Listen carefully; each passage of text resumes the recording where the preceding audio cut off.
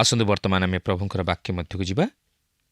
ଆଜି ଆମେ ଗାଲାତୀୟ ପତ୍ରର 5 ପର୍ବର 16 ପଦରୁ ଆରମ୍ଭ କରି 23 ପଦ ପର୍ଯ୍ୟନ୍ତ ଅଧ୍ୟୟନ କରିବା ନିମନ୍ତେ ଯିବା। ଏହି ଅଂଶର ମୁଖ୍ୟ ପ୍ରସଙ୍ଗ ହେଉଛି ବିଶ୍ୱାସ ଦ୍ୱାରା ଉଦ୍ଧାରପ୍ରାପ୍ତ ହୋଇ ଆତ୍ମାଙ୍କ ଦ୍ୱାରା ଜୀବନଯାପନ ଆତ୍ମାଙ୍କ ଫଳ ଉତ୍ପନ୍ନ କରାଏ। ତେବେ ଏହି ବିଭାଗର ମୁଖ୍ୟ ପ୍ରସଙ୍ଗ ହେଉଛି ପବିତ୍ର ଆତ୍ମାଙ୍କ ଦ୍ୱାରା ପବିତ୍ରୀକରଣ। ଏହି ପ୍ରସଙ୍ଗ ଉପରେ ଭିତ୍ତି କରି ପାଉଲ ବର୍ତ୍ତମାନ କହିବାକୁ ଯାଉଅଛନ୍ତି ଯେ ଆତ୍ମାରେ ଚାଲିବା ଦ୍ୱାରା ଆତ୍ମାଙ୍କ ଫଳ ଉତ୍ପନ୍ନ ହୋଇଥାଏ। ଆମେ ଯେତେବେଳେ ଏହି ଗୁରୁତ୍ୱପୂର୍ଣ୍ଣ ବିଭାଗ ମଧ୍ୟରେ ପ୍ରବେଶ କରୁଅଛୁ, ଏଠାରେ ମୁଁ ପୁନରାବୃତ୍ତି କରିବାକୁ ଚାହେଁ ଓ ଆମମାନେ ଏଥିପୂର୍ବରୁ ଯାହା ସବୁ ଆଲୋଚନା କରିଥିଲୁ ତହିଁରେ ବାନ୍ଧି ଦେବାକୁ ଚାହେଁ। ଏହି ବିଭାଗରେ ମୁଖ୍ୟ ପ୍ରସଙ୍ଗ ହେଉଛି ଆତ୍ମାଙ୍କ ଦ୍ୱାରା ପବିତ୍ରୀକରଣ। ପାଉଲ ଆମମାନଙ୍କୁ କହିଛନ୍ତି ଯେ ସ୍ୱାଧୀନତା ନିମନ୍ତେ ଖ୍ରୀଷ୍ଟ ଆମମାନଙ୍କୁ ମୁକ୍ତ କରିଅଛନ୍ତି। ଅତଏବ ସ୍ଥିର ହୋଇ ରୁହ ଏବଂ ଦାସତ୍ୱ ଜୁଆଳିରେ ଆଉ ଥରେ ଯୋଚା ନ ଯାଅ। ତାହେଲେ କେଉଁ ବିଷୟରୁ ଖ୍ରୀଷ୍ଟ ଆମମାନଙ୍କୁ ମୁକ୍ତ କରିଅଛନ୍ତି? ତେବେ ପ୍ରଥମ ପର୍ବର 4 ପଦରେ ସେ ଆମମାନଙ୍କୁ କହନ୍ତି ଯେ ଏହି ବର୍ତ୍ତମାନର ମନ୍ଦ ଜଗତରୁ ଖ୍ରୀଷ୍ଟ ଆମମାନଙ୍କୁ ମୁକ୍ତ କରିଅଛନ୍ତି। ତାହା ହେଉଛି ଆମେ ଏହି ଜଗତର ସେବା କରିବାକୁ ପଡ଼ିବ ନାହିଁ।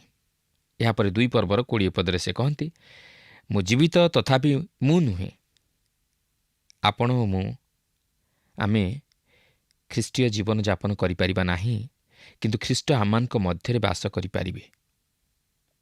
କି ଚମତ୍କାର ସ୍ୱାଧୀନତା! ଏହାପରେ 3 ପର୍ବର 13 ପଦରେ ସେ କହନ୍ତି ଯେ ଆମ୍ଭେମାନେ ବ୍ୟବସ୍ଥାର ଅଭିଶାପରୁ ମୁକ୍ତ ହୋଇଅଛୁ। ଆମ୍ଭେମାନେ ବ୍ୟବସ୍ଥାର ବିଚାର ଓ ଦୋଷରୁ ମୁକ୍ତ ହୋଇଅଛୁ। ପ୍ରକୃତରେ ଆମେ ସେହି ବ୍ୟବସ୍ଥାରୁ ହିଁ ମୁକ୍ତ ହୋଇଅଛୁ। ଗାଲାତୀୟ 4 ପର୍ବର 4 ଓ 5 ପଦ ମଧ୍ୟରେ ଏହିପରି ଲେଖା ଅଛି, କିନ୍ତୁ କାଳ ସମ୍ପୂର୍ଣ୍ଣ ହୁଅନ୍ତେ ଈଶ୍ୱର ଆପଣା ନିକଟରୁ ନିଜ ପୁତ୍ରଙ୍କୁ ପ୍ରେରଣ କଲେ। ସେ ସ୍ତ୍ରୀ ଜାତ ହୋଇ ବ୍ୟବସ୍ଥାଧୀନ ହେଲେ, ଯେପରି ସେ ମୂଲ୍ୟ ଦେଇ ବ୍ୟବସ୍ଥାଧୀନ ଲୋକମାନଙ୍କୁ ମୁକ୍ତ କରନ୍ତି। ପୁଣି ଆମ୍ଭେମାନେ ପୁତ୍ରତ୍ୱର ଅଧିକାର ପ୍ରାପ୍ତ ହେଉ। ତେବେ ଆତ୍ମାରେ ଚାଲିବା ଦ୍ୱାରା ଆମମାନେ ଆତ୍ମାଙ୍କ ଫଳ ଧାରଣ କରିଥାଉ। ପାଉଲ ବର୍ତ୍ତମାନ ଶାରୀରିକ ଅଭିଳାଷ ନେଇ ଜୀବନଯାପନ କରିବା ସହିତ ଆତ୍ମାରେ ଚାଲିବା ଜୀବନ ମଧ୍ୟରେ ଏକ ଭିନ୍ନତା ଦର୍ଶାଇବାକୁ ଯାଉଅଛନ୍ତି। ତେବେ ଦେଖନ୍ତୁ 5 ପର୍ବର 16 ପଦରେ ଲେଖା ଅଛି, ମୋହର ଭାବ ଏହି, ଆତ୍ମାଙ୍କ ଦ୍ୱାରା ଆଚରଣ କର, ତାହେଲେ ତୁମେମାନେ ଶରୀରର ଅଭିଳାଷ ପୂର୍ଣ୍ଣ କରିବ ନାହିଁ। ଏହି ପଦଟି ଖ୍ରୀଷ୍ଟ ବିଶ୍ୱାସୀର ଜୀବନଯାପନ ନେଇ ଏକ ମହାନ ନିୟମ ପ୍ରକାଶ କରେ। ଆତ୍ମାଙ୍କ ଦ୍ୱାରା ଆଚରଣ କର, ତାହେଲେ ଆମ୍ଭେମାନେ ଶରୀରର ଅଭିଳାଷ ପୂର୍ଣ୍ଣ କରିବା ନାହିଁ।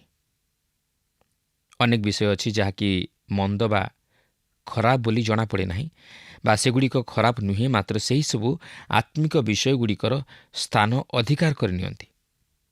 ଏହି ଶାରୀରିକ ଅଭିଳାଷ ମଧ୍ୟରେ ଅନେକ ବିଷୟ ଅଛି ଯାହାକି ଅନୈତିକ ନୁହେଁ, ମାତ୍ର ଶାରୀରିକ, ଯଥା ସଙ୍ଗୀତ, କଳା ଇତ୍ୟାଦି। ଏହି ଜଗତ ମଧ୍ୟରେ ଯେକୌଣସି ବିଷୟ ଆତ୍ମିକ ବିଷୟ ସବୁର ସ୍ଥାନ ଅଧିକାର କରେ, ସେହିସବୁ ଶାରୀରିକ। ଆମମାନଙ୍କ ନିମନ୍ତେ ନିୟମ ହେଉଛି ଆତ୍ମାରେ ପରିଚାଳିତ ହେବା। ଯଦି ଆମେ କରୁ, ତାହେଲେ ଆମ୍ଭେମାନେ ଶାରୀରିକ ଅଭିଳାଷ ପୂର୍ଣ୍ଣ କରିବା ନାହିଁ। ଏହି ଜଗତରେ ଅନେକ ବିଷୟ ଅଛି ଯେଉଁସବୁ ବିଷୟ ନିଜେ ମନ୍ଦ ନୁହେଁ, ମାତ୍ର ସେହିସବୁ ଆତ୍ମିକ ବିଷୟ ସବୁର ସ୍ଥାନ ଅଧିକାର କରିପାରେ। ଅନେକ ଆଜି ଜଗତର ଜାଗତିକ ଆମୋଦ ପ୍ରମୋଦରେ ଏତେ ଦୂର ମଜିଯାଆନ୍ତି ଯେ ଈଶ୍ୱରଙ୍କ ବାକ୍ୟ ଅଧ୍ୟୟନ କରିବା ନିମନ୍ତେ ଭୁଲିଯାଆନ୍ତି। ଏପରିକି ଅନେକ ଆଜି ଟେଲିଭିଜନ ସମ୍ମୁଖରେ ଘଣ୍ଟା ଘଣ୍ଟା ଧରି ବସି ରହନ୍ତି, ମାତ୍ର ଈଶ୍ୱରଙ୍କ ଆରାଧନା ନିମନ୍ତେ ସମୟ ଦେବା ସେମାନଙ୍କ ପକ୍ଷେ କଷ୍ଟକର ହୋଇଯାଏ। ତେବେ ମୁଁ କହୁନାହିଁ ଯେ ଟେଲିଭିଜନ ଦେଖିବା ପାପ ବା ଭୁଲ, କିନ୍ତୁ ଟେଲିଭିଜନ ଦେଖିବା ହେଉଛି ଶାରୀରିକ ଅଭିଳାଷ। ତେବେ ସେହି ସମସ୍ତ ବିଷୟରୁ ଦୂରେଇ ରହିବା ଉଚିତ। ଧରିନିଅନ୍ତୁ, ଟେଲିଭିଜନ ଏହା ଖରାପ ନୁହେଁ, ମାତ୍ର ଏହି ଟେଲିଭିଜନ ଦେଖିବାରେ ଅନେକ ସମୟ ଅତିବାହିତ ହୋଇଯାଏ। ଏହି ଟେଲିଭିଜନ ମନୁଷ୍ୟର ମନକୁ ଅଧିକାର କରିନିଏ, ତା'ର ହୃଦୟକୁ ଅଧିକାର କରିନିଏ ଓ ଆତ୍ମିକ ବିଷୟର ସ୍ଥାନ ଅଧିକାର କରିନିଏ, ଆଉ ତାହା ହିଁ ଭୁଲ। ଆଜି ଅନେକଙ୍କର ଜୀବନ ଏହି ଟେଲିଭିଜନ ଲାଗି ବିପଦଗାମୀ ହୋଇଅଛି। ଏହା ହିଁ ହେଉଛି ଶାରୀରିକ ଅଭିଳାଷ। ତେଣୁ ଏହିପରି ଅନେକ ବିଷୟକୁ ଆପଣ ଦୃଷ୍ଟାନ୍ତ ସ୍ୱରୂପେ ନେଇପାରିବେ, ଯାହାକି ଆତ୍ମିକ ସ୍ଥାନକୁ ଅଧିକାର କରିନିଏ। ସେହିସବୁ ଶାରୀରିକ ଅଭିଳାଷର ଅନ୍ତର୍ଭୁକ୍ତ। 5:17 ଲେଖା ଅଛି, କାରଣ ଶରୀରର ଅଭିଳାଷ ଆତ୍ମାଙ୍କ ପ୍ରତିକୂଳ ଆଉ ଆତ୍ମାଙ୍କ ଅଭିଳାଷ ଶରୀରର ପ୍ରତିକୂଳ। ଯେଣୁ ଏହି ଦୁଇ ପରସ୍ପରର ବିପରୀତ। ଫଳତଃ ତୁମେମାନେ ଯାହା ଯାହା ଇଚ୍ଛା କର ସେହିସବୁ କରିପାର ନାହିଁ। ତାହା ହିଁ ହେଉଛି ସେହି ପୁରାତନ ସ୍ୱଭାବ, ଯାହାକି ତାହା ସାଧନ କରିବାକୁ ଚାହେଁ। ତାହା ଆତ୍ମାଙ୍କ ପ୍ରତିକୂଳ। ଏହା ହିଁ ହେଉଛି ଲକ୍ଷ୍ୟ କରିବାର ଗୁରୁତ୍ୱପୂର୍ଣ୍ଣ ବିଷୟ, କାରଣ ଶରୀରର ଅଭିଳାଷ ଆତ୍ମାଙ୍କ ପ୍ରତିକୂଳ ଆଉ ଆତ୍ମାଙ୍କ ଅଭିଳାଷ ଶରୀରର ପ୍ରତିକୂଳ। ତେବେ ଜଣେ ଖ୍ରୀଷ୍ଟ ବିଶ୍ୱାସୀର ଏକ ନୂତନ ସ୍ୱଭାବ ରହିଅଛି। ଏହା ହିଁ ଯାହାକି ପ୍ରଭୁ ଯୀଶୁଖ୍ରୀଷ୍ଟ ନିକୋଦିମଙ୍କୁ କହିଥିଲେ, ମାଂସରୁ ଯାହା ଜାତ ତାହା ମାଂସ, ଆଉ ଆତ୍ମାରୁ ଯାହା ଜାତ ତାହା ଆତ୍ମା, ଯାହାକି ଯୋହନ 3:6 ଲେଖା ଅଛି। ତଥାପି ଜଣେ ଖ୍ରୀଷ୍ଟ ବିଶ୍ୱାସୀର ଶାରୀରିକ ପୁରାତନ ସ୍ୱଭାବ ରହିଅଛି, ଆଉ ସେ ଏହି ଜୀବନରେ ଏହାଠାରୁ ମୁକ୍ତି ପାଇପାରିବ ନାହିଁ। କିନ୍ତୁ ଆମେ ଯେଉଁ ଭାବୁ ଯେ ଆମେ ସେହି ପୁରାତନ ସ୍ୱଭାବରୁ ମୁକ୍ତି ପାଇପାରିବୁ ବୋଲି, ତାହା ଏକ ମସ୍ତ ବଡ଼ ଭୁଲ। ଯୋହନ କହନ୍ତି, ଆମ୍ଭମାନଙ୍କର ପାପ ନାହିଁ ଏହା ଯଦି କହୁ ତାହେଲେ ଆପଣା ଆପଣାକୁ ପ୍ରବଞ୍ଚନା କରୁ, ପୁଣି ଆମମାନଙ୍କଠାରେ ସତ୍ୟ ନାହିଁ। ପ୍ରିୟ ବନ୍ଧୁ, ଯଦି ସେହି ସତ୍ୟ ଆପଣଙ୍କଠାରେ ନାହିଁ, ତାହେଲେ ଆପଣ ନିଶ୍ଚିତ ଭାବେ ମିଥ୍ୟାବାଦୀ ହେବେ। ଜଣେ ଖ୍ରୀଷ୍ଟ ବିଶ୍ୱାସୀର ଦୁଇଟି ସ୍ୱଭାବ ରହିଅଛି, ପୁରାତନ ସ୍ୱଭାବ ଓ ନୂତନ ସ୍ୱଭାବ। ଏହା ହିଁ ପ୍ରଭୁ ଯୀଶୁ ସେହି ନିକୋଦିମକୁ କହନ୍ତି, ଯେତେବେଳେ ସେ କହନ୍ତି, ମାଂସରୁ ଯାହା ଜାତ ତାହା ମାଂସ ଓ ଆତ୍ମାରୁ ଯାହା ଜାତ ତାହା ଆତ୍ମା। ଜଣେ ବିଶ୍ୱାସୀର ତଥାପି ସେହି ପୁରାତନ ସ୍ୱଭାବ ତାହା ମଧ୍ୟରେ ରହିଥାଏ ଓ ସେ ତାହାକୁ ଏହି ଜୀବନରୁ କେବେ ହେଲେ ବାହାର କରିଦେଇ ପାରିବ ନାହିଁ। ଏହି ଦୁଇଟି ସ୍ୱଭାବ ନେଇ ପାଉଲ ରୋମୀୟ ପତ୍ରର ଶେଷାଂଶରେ ପ୍ରକାଶ କରନ୍ତି। ଏହା ହିଁ ତାହାଙ୍କର ବ୍ୟକ୍ତିଗତ ଅନୁଭୂତି ଥିଲା ଓ ଆଜି ଅନେକ ଖ୍ରୀଷ୍ଟ ବିଶ୍ୱାସୀଙ୍କର ମଧ୍ୟ ସେହି ଅନୁଭୂତି ରହିଅଛି। ଶରୀର ଆତ୍ମାଙ୍କ ବିରୁଦ୍ଧରେ ଯୁଦ୍ଧ କରେ ଓ ଆତ୍ମା ଶରୀରର ବିରୁଦ୍ଧରେ ଯୁଦ୍ଧ କରେ। ଫଳତଃ ସେମାନେ ଯାହା କରିବାକୁ ଇଚ୍ଛା କରନ୍ତି ତାହା କରିପାରନ୍ତି ନାହିଁ। ସେହି ନୂତନ ସ୍ୱଭାବ ପୁରାତନ ସ୍ୱଭାବ ବିରୁଦ୍ଧରେ ଯୁଦ୍ଧ କରେ। ସେମାନେ ପରସ୍ପର ମଧ୍ୟରେ ବିରୋଧ କରନ୍ତି। ସେମାନେ ପରସ୍ପର ସହିତ ଯୁଦ୍ଧ କରନ୍ତି। ଆପଣ କ'ଣ କେବେ ନିଜ ଜୀବନରେ ତାହା ଅନୁଭବ କରିଛନ୍ତି କି? ନିଶ୍ଚୟ ଅନୁଭବ କରିଥିବେ। ଅନେକ ସମୟରେ ଆମେ ଈଶ୍ୱରଙ୍କର ଉପାସନା କରିବାକୁ ଚାହୁଁ, ପ୍ରାର୍ଥନାରେ ସମୟ ବିତାଇବାକୁ ଚାହୁଁ, ତାହାଙ୍କର ହେବାକୁ ଚାହୁଁ। ମାତ୍ର ଅନେକ ସମୟରେ ଆମେ ଈଶ୍ୱରଙ୍କଠାରୁ ଦୂରବର୍ତ୍ତୀ ଜୀବନଯାପନ କରୁ।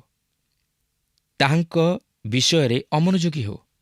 ତାହାଙ୍କର ବାକ୍ୟ ଶୁଣିଲେ ମଧ୍ୟ ନ ଶୁଣିଲା ପରି ହେଉ।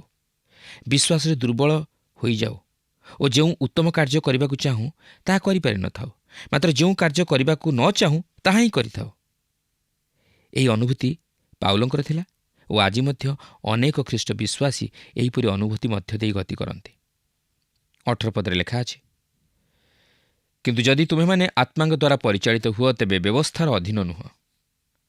ପବିତ୍ର ଆତ୍ମାଙ୍କ ଦ୍ୱାରା ଚାଳିତ ହେବା ଦ୍ୱାରା ଖ୍ରୀଷ୍ଟ ବିଶ୍ୱାସୀ ଆତ୍ମିକ ଜୀବନର ଉଚ୍ଚତର ସୋପାନରେ ପହଞ୍ଚିବା ନିମନ୍ତେ ସମର୍ଥ ହୋଇଥାଏ, ଯାହାକି ବ୍ୟବସ୍ଥା ପାଳନ ଦ୍ୱାରା ସାଧିତ ହେବା ଅସମ୍ଭବ।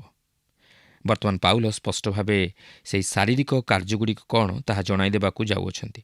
5:19-21 ମଧ୍ୟରେ ଏହିପରି ଲେଖା ଅଛି, ଶରୀରର କାର୍ଯ୍ୟଗୁଡ଼ାକ ତ ସ୍ପଷ୍ଟ ରୂପେ ଜଣା, ବ୍ୟଭିଚାର, ଅଶୁଚିତା, କାମୁକତା, ପ୍ରତିମା ପୂଜା, କୁହୁକ, ଶତ୍ରୁତା, ବିବାଦ, ଦ୍ୱେଷ, କ୍ରୋଧ, ସ୍ୱାର୍ଥପରତା, ଦଳଭେଦ, ମତଭେଦ, ଈର୍ଷା, ମତତା, ରଙ୍ଗରସ ଇତ୍ୟାଦି ପ୍ରକାର କର୍ମଗୁଡ଼ାକ। ମୁଁ ପୂର୍ବରେ ଯେପରି ତୁମମାନଙ୍କୁ କହିଥିଲି, ସେହିପରି ଆଗରୁ କହୁଅଛି ଯେ ଯେଉଁମାନେ ଏହିସବୁ ପ୍ରକାର କର୍ମ କରନ୍ତି ସେମାନେ ଈଶ୍ୱରଙ୍କ ରାଜ୍ୟର ଅଧିକାରୀ ହେବେ ନାହିଁ। ଏହି ସମସ୍ତ ଶାରୀରିକ କାର୍ଯ୍ୟଗୁଡ଼ିକୁ ଆମେ 4 ଭାଗରେ ବିଭକ୍ତ କରିପାରିବା। ଦେହଭୋଗ ସମ୍ପର୍କୀୟ ପାପ, ଧର୍ମ ସମ୍ବନ୍ଧୀୟ ପାପ, ସାମାଜିକ ପାପ ଓ ବ୍ୟକ୍ତିଗତ ପାପ। ଦେହଭୋଗ ସମ୍ପର୍କୀୟ ପାପ ମଧ୍ୟରେ ବ୍ୟଭିଚାର, ଅଶୁଚିତା, କାମୁକତା ଏହି ସମସ୍ତ ପାପ ଅନ୍ତର୍ଭୁକ୍ତ। ସେହିପରି ଧର୍ମ ସମ୍ବନ୍ଧୀୟ ପାପ ମଧ୍ୟରେ ପ୍ରତିମା ପୂଜା, କୁହୁକ, ଶତ୍ରୁତା ଅନ୍ତର୍ଭୁକ୍ତ। ସାମାଜିକ ପାପ ମଧ୍ୟରେ ବିବାଦ, ଦ୍ୱେଷ, କ୍ରୋଧ, ସ୍ୱାର୍ଥପରତା, ଦଳଭେଦ, ମତଭେଦ ଓ ଈର୍ଷା ପ୍ରଭୃତି ଅନ୍ତର୍ଭୁକ୍ତ। ଆଉ ବ୍ୟକ୍ତିଗତ ପାପ ମଧ୍ୟରେ ମତ୍ତତା ଓ ରଙ୍ଗରସ ପ୍ରଭୃତି ଅନ୍ତର୍ଭୁକ୍ତ। ଏହି ସମସ୍ତ ପାପ ପ୍ରଭୃତି ଶରୀର ମଧ୍ୟରୁ ହିଁ ଉଦ୍ରେକ ହୋଇଥାଏ। ତେବେ ପାଉଲ ଏହିସବୁର ଏକ ତାଲିକା ଦେଇ ଶେଷରେ କହନ୍ତି ଇତ୍ୟାଦି ପ୍ରକାର କର୍ମଗୁଡ଼ାକ, ଯାହାର ଅର୍ଥ ହେଉଛି ଆହୁରି ଅନେକ ଏହିପରି ପାପଗୁଡ଼ିକ ଅଛି ଯାହାକି ସେ ଦର୍ଶାଇ ପାରିଥାନ୍ତେ। ପାଉଲ କହନ୍ତି ଯେଉଁମାନେ ଏହିସବୁ ପ୍ରକାର କର୍ମ କରନ୍ତି ସେମାନେ ଈଶ୍ୱରଙ୍କ ରାଜ୍ୟର ଅଧିକାରୀ ହେବେ ନାହିଁ। ଅର୍ଥାତ୍ ଯେଉଁମାନେ ନିରନ୍ତର ସେହିସବୁ ଶାରୀରିକ ପାପ କର୍ମରେ ଲିପ୍ତ ରହନ୍ତି ସେମାନେ ଈଶ୍ୱରଙ୍କ ରାଜ୍ୟର ଅଧିକାରୀ ହେବେ ନାହିଁ। କିନ୍ତୁ ଯେଉଁମାନେ ବାସ୍ତବରେ ଈଶ୍ୱରଙ୍କ ସନ୍ତାନ ସେମାନେ ଏହିପରି ପାପରେ ଯଦିଓ ପଡ଼ିଯାଇପାରନ୍ତି, ମାତ୍ର ସେମାନେ ସେହି ପାପରେ ଜୀବନ ବିତାଇ ପାରିବେ ନାହିଁ। ସେମାନେ ଯେପରି ହେଲେ ତହିଁରୁ ବାହାରି ଆସିବେ। ମାତ୍ର ଯଦି ସେ ସେହି ପାପରେ ଜୀବନ ଅତିବାହିତ କରେ ତାହେଲେ ସେ ନିଜର ଜୀବନ ପ୍ରତି ବିନାଶ ଆଣେ ଓ ଏହାର ଅର୍ଥ ସେ ଈଶ୍ୱରଙ୍କ ସନ୍ତାନ ନୁହେଁ। ପ୍ରିୟ ବନ୍ଧୁ, ଜଣେ ଖ୍ରୀଷ୍ଟ ବିଶ୍ୱାସୀ ଏହି ଶାରୀରିକ ପାପ ପ୍ରବୃତ୍ତିର ଶିକାର ହୋଇପାରେ, ମାତ୍ର ସେ ସେହି ପାପରେ ଜୀବନ ବିତାଇବାକୁ ପସନ୍ଦ କରିବ ନାହିଁ। ସେ ତହିଁରୁ ବାହାରି ଆସିବା ନିମନ୍ତେ ଚେଷ୍ଟା କରିବ। ତାହା ହିଁ ପ୍ରଭୁ ଯୀଶୁ ସେହି ଅପବୟୀ ପୁତ୍ରର ଦୃଷ୍ଟାନ୍ତ ମଧ୍ୟ ଦେଇ ପ୍ରକାଶ କରିଦେଇଛନ୍ତି। ବର୍ତ୍ତମାନ ପାଉଲ ଆତ୍ମାଙ୍କ ଫଳ ବିଷୟ ନେଇ ଏକ ତାଲିକା ପ୍ରଦାନ କରନ୍ତି। ତେବେ ଏହି ଆତ୍ମାଙ୍କ ଫଳ ଓ ଶରୀରର କାର୍ଯ୍ୟ ମଧ୍ୟରେ ଏକ ଭିନ୍ନତା ଲକ୍ଷ୍ୟ କରନ୍ତୁ। ଶରୀରର କାର୍ଯ୍ୟଗୁଡ଼ିକ ଯାହାକି ଆପଣ କରନ୍ତି, 10 ଆଜ୍ଞା ଦିଆଯାଇଥିଲା ଏହି ଶରୀରର କାର୍ଯ୍ୟଗୁଡ଼ିକୁ ଆୟତ୍ତାଧୀନ କରିବା ପାଇଁ ବା ତାହାକୁ ବଶରେ ରଖିବା ପାଇଁ। କିନ୍ତୁ ବର୍ତ୍ତମାନ ଖ୍ରୀଷ୍ଟ ବିଶ୍ୱାସୀର ଜୀବନ ସେହି ଆତ୍ମାଙ୍କ ଫଳ ଧାରଣ କରିବାକୁ ଅଛି ବା ସେହି ଫଳ ଉତ୍ପନ୍ନ କରିବାକୁ ଅଛି। ତେବେ ଦେଖନ୍ତୁ 5 ପର୍ବର 22 ଓ 23 ପଦରେ ଲେଖା ଅଛି, କିନ୍ତୁ ଆତ୍ମାଙ୍କ ଫଳ ପ୍ରେମ, ଆନନ୍ଦ, ଶାନ୍ତି, ଦୀର୍ଘ ସହିଷ୍ଣୁତା, ପରୋପକାରିତା, ଭଦ୍ରତା, ବିଶ୍ୱସ୍ତତା, ମୃଦୁତା ଓ ଆତ୍ମସଂଯମ। ଏହି ସମସ୍ତ ବିରୁଦ୍ଧରେ କୌଣସି ବ୍ୟବସ୍ଥା ନାହିଁ। କିନ୍ତୁ ବର୍ତ୍ତମାନ ପ୍ରଶ୍ନ ଆସେ ଯେ ଏହି ଆତ୍ମାଙ୍କ ଫଳ ଆମେ କିପରି ଧାରଣ କରିପାରିବା? ଯୋହନ 15 ପର୍ବରେ ପ୍ରଭୁ ଯୀଶୁଖ୍ରୀଷ୍ଟ ଏହି ଆତ୍ମାଙ୍କ ଫଳ ବିଷୟ ନେଇ ପ୍ରକାଶ କରନ୍ତି। ସେ କହନ୍ତି ଯେ ତାହାଙ୍କ ବିନା ଆମମାନେ କିଛି କରିପାରିବା ନାହିଁ। ଅର୍ଥାତ୍ ତାହାଙ୍କ ବିନା ଆମମାନେ ଫଳ ଫଳିପାରିବା ନାହିଁ। ଆଉ ସେହି ଫଳ ସେ ଆମମାନଙ୍କ ଜୀବନରୁ ଆଶା କରନ୍ତି। ସେ ଚାହାନ୍ତି ଆମେ ଯେପରି ଫଳ ଫଳୁ, ଅଧିକ ଫଳ ଫଳୁ ଓ ପ୍ରଚୁର ଫଳ ଫଳୁ। ସେହି ବିହନ ବୁଣାଳିର ଦୃଷ୍ଟାନ୍ତ ମଧ୍ୟ ଦେଇ ସେ ସେହି ବିହନ ବିଷୟ ନେଇ କହନ୍ତି ଯେ ତାହା 30 ଗୁଣ, 60 ଗୁଣ ଓ 100 ଗୁଣ ଫଳ ଫଳିଲା। କାରଣ ସେ ଚାହାନ୍ତି ଆମେ ଯେପରି ପ୍ରଚୁର ଫଳ ଫଳୁ। ବର୍ତ୍ତମାନ ସେହି ଆତ୍ମାଙ୍କ ଫଳ ପବିତ୍ର ଆତ୍ମାଙ୍କ ମଧ୍ୟ ଦେଇ ପ୍ରଭୁ ଯୀଶୁଙ୍କ ଦ୍ୱାରା ପ୍ରତ୍ୟେକ ଖ୍ରୀଷ୍ଟ ବିଶ୍ୱାସୀଙ୍କ ଜୀବନରେ ଉତ୍ପନ୍ନ ହେଉଅଛି। ସେ ଖ୍ରୀଷ୍ଟ ବିଶ୍ୱାସୀର ଜୀବନ ମଧ୍ୟ ଦେଇ ତାହାଙ୍କର ଜୀବନଯାପନ କରିବାକୁ ଚାହାନ୍ତି। ସେ ଖ୍ରୀଷ୍ଟ ବିଶ୍ୱାସୀର ଜୀବନକୁ ସେହି ଆତ୍ମିକ ଫଳରେ ଫଳବାନ କରନ୍ତି। ତେଣୁକରି ଏହି କାରଣରୁ ମୁଁ କହେ ଯେ ଆମେ ଖ୍ରୀଷ୍ଟୀୟ ଜୀବନଯାପନ କରିପାରିବା ନାହିଁ, ମାତ୍ର ସେ ଆମମାନଙ୍କ ମଧ୍ୟ ଦେଇ ସେହି ଜୀବନଯାପନ କରନ୍ତି। ଆପଣ ତାହାଙ୍କୁ ନିଜ ଜୀବନରେ କାର୍ଯ୍ୟସାଧନ କରିବା ନିମନ୍ତେ ଓ ବାସ କରିବା ନିମନ୍ତେ ସୁଯୋଗ ଦେବା ଆବଶ୍ୟକ। କାରଣ ସେ ଆମମାନଙ୍କ ମଧ୍ୟ ଦେଇ ସେହି ଜୀବନଯାପନ କରିବାକୁ ଚାହାନ୍ତି। କାରଣ କୌଣସି ଖ୍ରୀଷ୍ଟ ବିଶ୍ୱାସୀ ନିଜରୁ ସେହି ଖ୍ରୀଷ୍ଟୀୟ ଜୀବନଯାପନ କରିବା ନିମନ୍ତେ ସମର୍ଥ ହୋଇପାରିବ ନାହିଁ। ସେହି ପୁରାତନ ସ୍ୱଭାବ ତାହାକୁ ସେହି ଫଳ ଉତ୍ପନ୍ନ କରାଇବାରେ ସହାୟକ ହୋଇପାରିବ ନାହିଁ। ତାଛଡ଼ା ପାଉଲ ଏହି ବିଷୟ ସେହି ରୋମିଓ 7 ପର୍ବର 18 ପଦରେ ସ୍ପଷ୍ଟ ଭାବେ ପ୍ରକାଶ କରିଦିଅନ୍ତି ଯେ ସେହି ନୂତନ ସ୍ୱଭାବର ମଧ୍ୟ ଏହି ଫଳ ଧାରଣ କରିବା ନିମନ୍ତେ ଶକ୍ତି ନାହିଁ। କାରଣ ସେ ନିଜର ଅନୁଭୂତି ମଧ୍ୟ ଦେଇ ଜାଣିବାକୁ ପାରନ୍ତି ଯେ କାରଣ ମୋଠାରେ ଅର୍ଥାତ୍ ମୋ ଶରୀରରେ ଯେକୌଣସି ଉତ୍ତମ ବିଷୟ ବାସ କରେ ନାହିଁ, ଏହା ମୁଁ ଜାଣେ। ଯେଣୁ ମୁଁ ଇଚ୍ଛା କରିପାରୁଅଛି, କିନ୍ତୁ ଯାହା ଉତ୍ତମ ତାହା କରିବା ନିମନ୍ତେ ମୋହର ସାମର୍ଥ୍ୟ ନାହିଁ।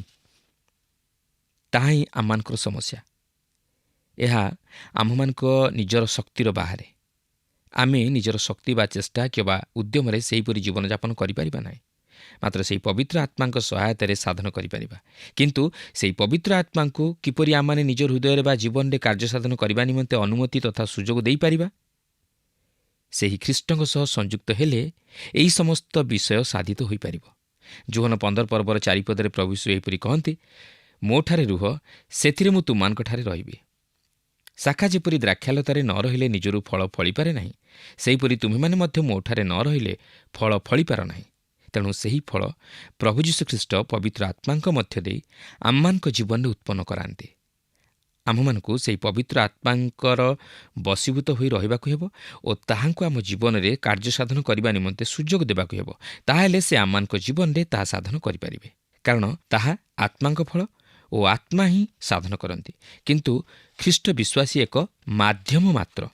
ତେଣୁ ଆପଣ ଦେଖନ୍ତୁ, ବୃକ୍ଷ ଯେଉଁ ଫଳ ଜାତ କରେ ତାହା ନିଜ ଉଦ୍ୟମରେ ନୁହେଁ। ଯଦିଓ ବୃକ୍ଷ ଫଳ ଧାରଣ କରେ, ମାତ୍ର ତହିଁର ଶାଖା ପ୍ରଶାଖା ସବୁ ସୂର୍ଯ୍ୟରଶ୍ମି ଓ ବୃଷ୍ଟି ପ୍ରତି ନିଜ ନିଜକୁ ଖୋଲି ଦିଅନ୍ତି।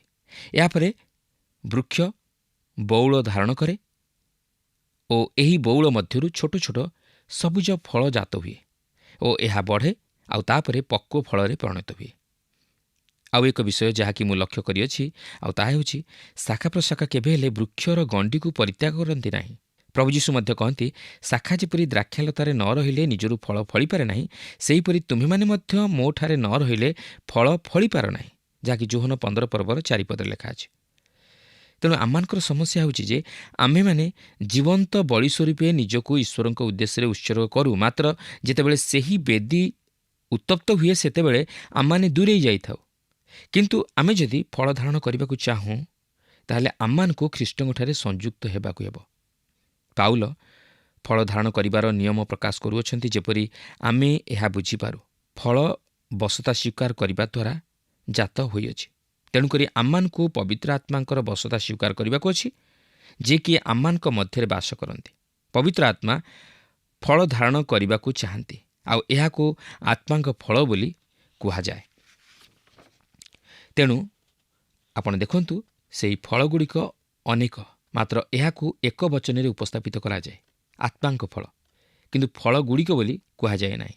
ତେଣୁ ଏହା ପ୍ରକାଶ କରେ ଯେ ପ୍ରେମ ହେଉଛି ଆତ୍ମାଙ୍କ ପ୍ରାଥମିକ ଫଳ ଓ ଏହାର ଡେମ୍ଫରୁ ଅନ୍ୟାନ୍ୟ ଫଳଗୁଡ଼ିକ ବାହାରିଅଛି, କାରଣ ପ୍ରେମ ସର୍ବଶ୍ରେଷ୍ଠ ତଥା ଉତ୍କୃଷ୍ଟ। ପାଉଲ ପ୍ରଥମ କରିନ୍ଥୀୟ 13 ପର୍ବର 1 ପଦରେ ଏହିପରି କହନ୍ତି, ଯଦି ମୁଁ ମନୁଷ୍ୟମାନଙ୍କ ଓ ଦୂତମାନଙ୍କ ଭାଷାରେ କଥା କହେ କିନ୍ତୁ ମୋହର ପ୍ରେମ ନଥାଏ, ତେବେ ମୁଁ ଶବ୍ଦକାରକ ଘଣ୍ଟା କିମ୍ବା ଝମଝମ୍ ଶବ୍ଦକାରୀ କରତାଳ ସ୍ୱରୂପ ହୋଇଅଛି। ଏହି 13 ପର୍ବଟି ଆତ୍ମାଙ୍କ ଦାନଗୁଡ଼ିକ ନେଇ ପ୍ରକାଶ କରେ, ଯାହାକି ଆତ୍ମାଙ୍କ ଫଳ ବିନା ବ୍ୟବହୃତ ହେବା ମୂଲ୍ୟହୀନ। ସେହି ଆତ୍ମାଙ୍କ ଫଳ ଏଠାରେ ପ୍ରେମ ବୋଲି ପ୍ରକାଶ କରାଯାଏ। ଆପଣ ପ୍ରଭୁଙ୍କ ନିମନ୍ତେ ସବୁକିଛି କରିପାରନ୍ତି, ଆପଣ ଅନେକ କିଛି ଦାନ ପାଇଥାଇପାରନ୍ତି, ମାତ୍ର ଆପଣଙ୍କ ମଧ୍ୟରେ ଯଦି ସେହି ଆତ୍ମାଙ୍କ ଫଳ ପ୍ରେମ ନାହିଁ, ତାହେଲେ ଆପଣ ଯାହା କିଛି କରିବେ ବା ଯାହା କିଛି କରନ୍ତୁ ନା କାହିଁକି, ତାହା ମୂଲ୍ୟହୀନ। ପ୍ରିୟ ବନ୍ଧୁ, ସମସ୍ତ ବିଷୟ ଏହି ଗୋଟିଏ ଶବ୍ଦରେ ସିଦ୍ଧ ହୁଏ, ଆଉ ତାହା ହେଉଛି ପ୍ରେମ। ତେବେ ଦେଖନ୍ତୁ, 1 କରିନ୍ଥୀୟ 13 ପର୍ବରେ ପାଉଲ ଆଉ ଏକ ବିଷୟ କହନ୍ତି, ଆଉ ତାହା ହେଉଛି ପ୍ରେମ କେବେ ହେଲେ ନିଜର ସ୍ୱାର୍ଥ ଚେଷ୍ଟା କରେ ନାହିଁ। ପ୍ରେମ ସଦାବେଳେ ଅନ୍ୟର ନିମନ୍ତେ କିଛି କରେ। ଏକ ଦାନ ସଦାସର୍ବଦା ବିଶ୍ୱାସୀ ମଣ୍ଡଳୀ ମଧ୍ୟରେ ବ୍ୟବହୃତ ହେବା ଆବଶ୍ୟକ। ଏହା ସମସ୍ତ ଖ୍ରୀଷ୍ଟ ବିଶ୍ୱାସୀଙ୍କ ପ୍ରତି ପବିତ୍ର ଆତ୍ମାଙ୍କର ଏକ ପ୍ରକାଶନ। ସମସ୍ତ ଖ୍ରୀଷ୍ଟ ବିଶ୍ୱାସୀମାନଙ୍କର ଏକ ଦାନ ରହିଅଛି, ଆଉ ଏହା ଖ୍ରୀଷ୍ଟ ବିଶ୍ୱାସୀ ମଣ୍ଡଳୀର ଉପକାର ନିମନ୍ତେ ବ୍ୟବହୃତ ହେବା ଆବଶ୍ୟକ। ମୋର ଆଖି ମୋର ଶରୀରର ଅବଶିଷ୍ଟ ଅଙ୍ଗ ପ୍ରତ୍ୟଙ୍ଗର ଉପକାର ନିମନ୍ତେ କାର୍ଯ୍ୟ କରେ। ତାହା ମୋର ଶରୀରକୁ ଠିକ୍ ମାର୍ଗରେ ପରିଚାଳିତ କରେ। ତାହା ଅତି ଗୁରୁତ୍ୱପୂର୍ଣ୍ଣ। ମୁଁ ଅନୁମାନ କରିପାରିବି ନାହିଁ ଯେ ମୋର ଚକ୍ଷୁ ମୋର ଶରୀରରୁ ବାହାରି ଯାଇ କହିବ, ମୁଁ ଚତୁଃପାର୍ଶ୍ୱକୁ ଦୃଷ୍ଟି କରିବାକୁ ଚାହେଁ, ଆଉ ତୁମ୍ଭର ପାଦ କ୍ଳାନ୍ତ ହୋଇଯାଏ, ତେଣୁ ମୁଁ ତୁମକୁ କିଛି ସମୟ ନିମନ୍ତେ ଛାଡ଼ିଦେବାକୁ ଯାଉଅଛି। କିନ୍ତୁ ଆଖି କେବେ ତାହା କରେ ନାହିଁ। ତେଣୁ ଆମେ ଜାଣି ରଖିବା ଆବଶ୍ୟକ, ଯେକୌଣସି ଦାନ ପବିତ୍ର ଆତ୍ମାଙ୍କ ଫଳ ବିହୁନେ ବ୍ୟବହୃତ ହୋଇପାରିବ ନାହିଁ, ଆଉ ସେହି ଫଳ ହେଉଛି ପ୍ରେମ। ଯୋହନ 15 ପର୍ବରେ ପ୍ରଭୁ ଯୀଶୁ ଏହି ପ୍ରକାର ଫଳ ବିଷୟରେ କହିଅଛନ୍ତି, ଫଳଟି ହେଉଛି ଆତ୍ମାଙ୍କ ଫଳ।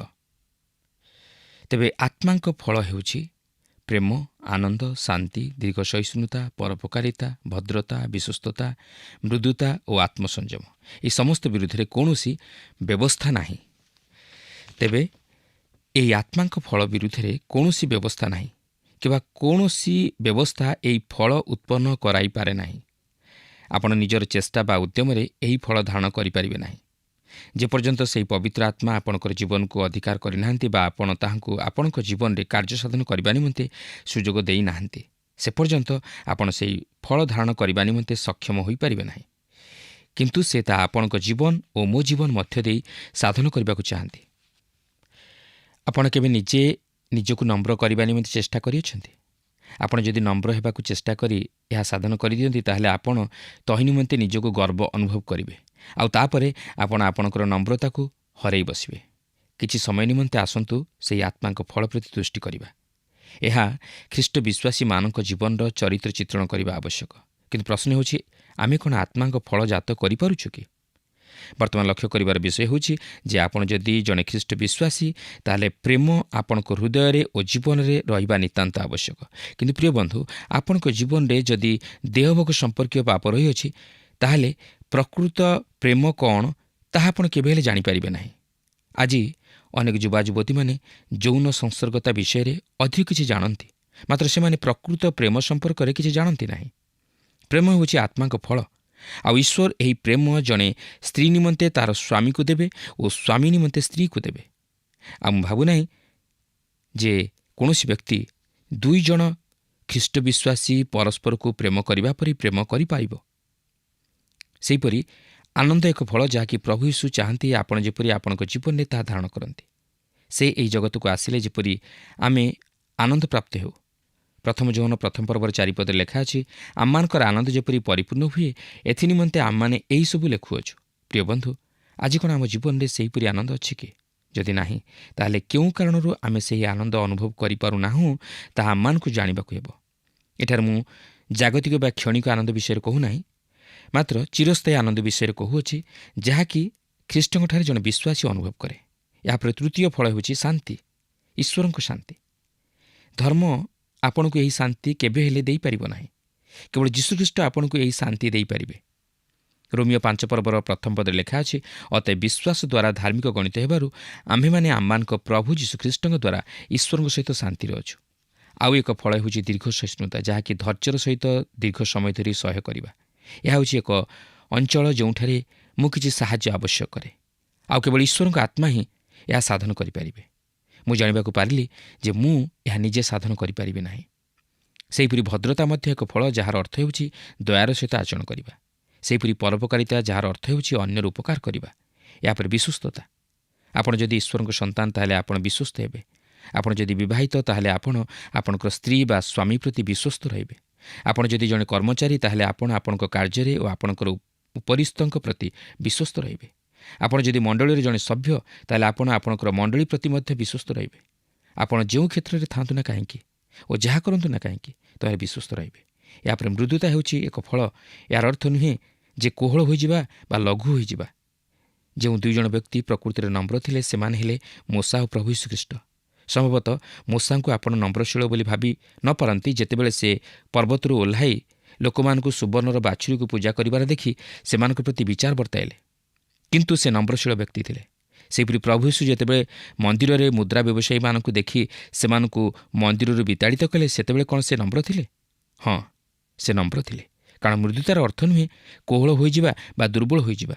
ମୃଦୁତାର ଅର୍ଥ ଯେ ଆପଣ ଈଶ୍ୱରଙ୍କ ଇଚ୍ଛା ସାଧନ କରିବେ, ଆଉ ତାହା ହେଉଛି ଆପଣ ଆପଣଙ୍କର ଇଚ୍ଛାକୁ ଈଶ୍ୱରଙ୍କ ଇଚ୍ଛା ସହିତ ସଂଯୁକ୍ତ କରିବାକୁ ଇଚ୍ଛା କରୁଅଛନ୍ତି। ଶେଷରେ ଆମେ ଆଉ ଏକ ଫଳ ଦେଖୁଛୁ, ଆଉ ତାହା ହେଉଛି ଆତ୍ମସଂଯମ, ଯାହାକି ଜଣେ ଖ୍ରୀଷ୍ଟ ବିଶ୍ୱାସୀ ପକ୍ଷେ ନିତାନ୍ତ ଆବଶ୍ୟକ। ପ୍ରିୟ ବନ୍ଧୁ, ଏହି ଆତ୍ମାଙ୍କ ଫଳ ମଧ୍ୟରୁ କୌଣସି ଫଳ ଆପଣ ଧାରଣ କରିପାରିଛନ୍ତି କି? ଆପଣଙ୍କ ଜୀବନରେ ଏହି ଆତ୍ମାଙ୍କ ଫଳ ମଧ୍ୟରୁ ଆପଣ କେଉଁ ଫଳଟି ଧାରଣ କରିପାରିଛନ୍ତି ତାହା ଜାଣିବା ନିମନ୍ତେ ଚେଷ୍ଟା କରନ୍ତୁ। ପ୍ରଭୁ ପ୍ରତ୍ୟେକଙ୍କୁ ଏକ ଆତ୍ମସମୀକ୍ଷାରେ ଜୀବନ ଦାନ କରନ୍ତୁ।